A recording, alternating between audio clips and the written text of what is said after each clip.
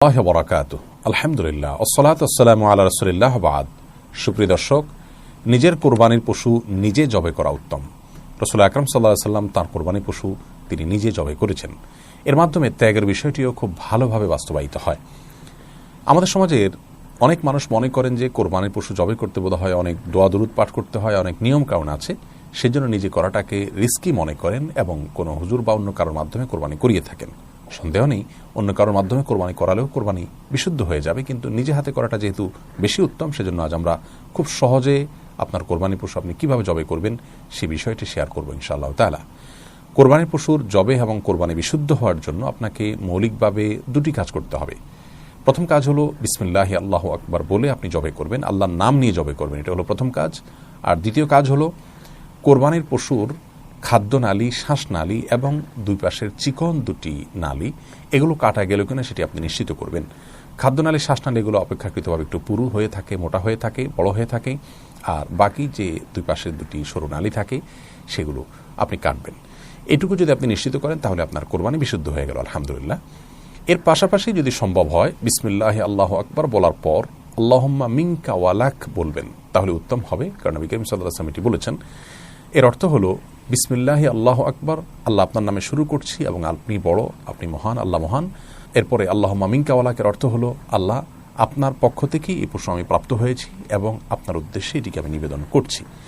এটুকু বলার পর আপনার পক্ষ থেকে আপনি কোরবানি করে থাকলে বলবেন আল্লাহ এটিকে আমার পক্ষ থেকে কোরবানি হিসেবে কবুল করে নিন, এরপর আপনি পরিচালনা করবেন, ব্যাস আপনার কোরবানি হয়ে গেল। আর যদি আপনার সাথে অন্য ভাগিদাররাও থাকে তাহলে সেক্ষেত্রে আপনার নামের পাশাপাশি তাদের নামগুলো উল্লেখ করে বললেন আল্লাহ অমুক অমুকের তরফ থেকে আপনি এটিকে কোরবানি হিসেবে কবুল করে নিন, এরপর আপনি পরিচালনা শুরু করলেন, এর মাধ্যমে আপনার কোরবানি বিশুদ্ধ হয়ে গেল।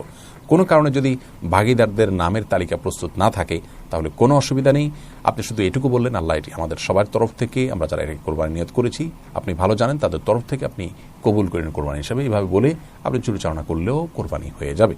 সহিহ মুসলিম হাদিসে আসছে নবী করিম সাল্লাল্লাহু আলাইহি ওয়াসাল্লাম তার কোরবানির পশু জবাই করার সময় তিনি বলেছেন বিসমিল্লাহি আল্লাহু আকবার আল্লাহুম্মা মিনকা ওয়ালাক, আরও বলেছেন আল্লাহুম্মা তাকাব্বালহু মিন মুহাম্মদ ওয়া মিন আলি মুহাম্মদ ওয়া মিন উম্মতি মুহাম্মদ, যার অর্থ হলো আল্লাহ এই কোরবানির পশুকে আপনি মুহাম্মদের তরফ থেকে, তার পরিবার এবং মুহাম্মদের তরফ থেকে আপনি কবুল করে নিন। ঠিক একইভাবে আমরাও যাদের তরফ থেকে কোরবানি করছি তাদের তরফ থেকে কবুল হওয়ার দোয়া করে এরপরে আমরা পরিচালনা শুরু করলে কোরবানি বিশুদ্ধ হয়ে যাবে। খুবই সহজ।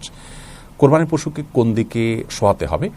এর উত্তর হলো যে কেবলার দিকে পা দিয়ে শোয়াতে হবে এবং পশুর বাম কাঁধে তাকে ফেলতে হবে, শোয়াতে হবে। এর মাধ্যমে জবাই করাটা সহজ হয়, সুবিধাজনক হয়, কিন্তু এটি আবশ্যক নয়। অন্য কোনো দিকে যদি আপনি ফিরিয়ে জবাই করেছেন বা জবাই করতে গিয়ে অন্য কোনো দিক ফিরে গেছে এবং সেদিকে জবাই হয়ে গেছে, তাতেও জবাই বিশুদ্ধ হয়ে যাবে, কোরবানি বিশুদ্ধ হয়ে যাবে, টেনশনের কোনো কারণ নেই। তবে কেবলার দিকে পাও দিয়ে এবং পশুর বাম কাঁধে ফেলে যদি জবাই করা হয় সেটা অধিকতর উত্তম, জবাই করার সুবিধা হয় সেজন্য। আর এর পাশাপাশি জবাই করার ক্ষেত্রে কয়েকটা বিষয় খেয়াল করতে হবে। প্রথমত চাকু খুব ভালো করে ধার দিয়ে নিতে হবে।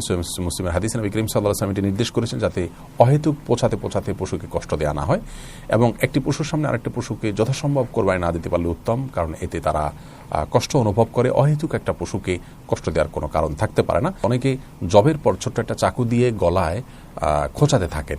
এভাবে যদি খোঁচানো হয় তাহলে অনেক ক্ষেত্রে কোরবানির পশুর গোশত খাওয়াটাই হারাম হয়ে যেতে পারে, জবেটাই অশুদ্ধ হয়ে যেতে পারে। এই জন্য জবের পর স্বাভাবিকভাবে তার প্রাণ বের হওয়া পর্যন্ত অপেক্ষা করবেন, কোনো চাকু দিয়ে খোঁচানো যাবে না। অনেকে পশু সম্পূর্ণ নিস্তেজ হওয়ার আগে তার চামড়া ছেলা শুরু করেন, অনেকে রক কাটা শুরু করেন। এই কাজগুলো অনুচিত কাজ। পশুর প্রতি অকারণে অমানবিক হওয়া যাবে না। আল্লাহ তাআলা আমাদের জন্য পশুর গোশতকে হালাল করেছেন, এর মানে এই নয় যে আমরা যাচ্ছে তা তাদের প্রতি আচরণ করব। আল্লাহ তাআলা আমাদেরকে নিজের পশু নিজে শুদ্ধভাবে সুন্দররূপে কোরবানি করার তৌফিক দান করুন।